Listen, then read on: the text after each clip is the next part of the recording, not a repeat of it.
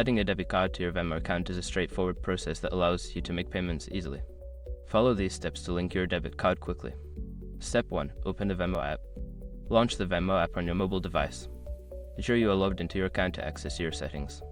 Step 2. Navigate to Settings. Tap on the menu icon, usually located in the upper left corner of the screen.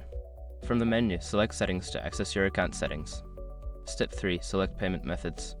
In the Settings menu, find and tap on Payment Methods. This section allows you to manage your linked bank accounts and cards. Step 4. Add a debit card. Tap on Add Bank or Card, and then select Card. Enter your debit card information, including the card number, expiration date, and CVV code. Make sure to double-check for accuracy. Step 5. Confirm and save. After entering your debit card details, tap Save or Add Card. You may need to verify your identity through text or email confirmation. Once confirmed, your debit card will be linked to your Venmo account.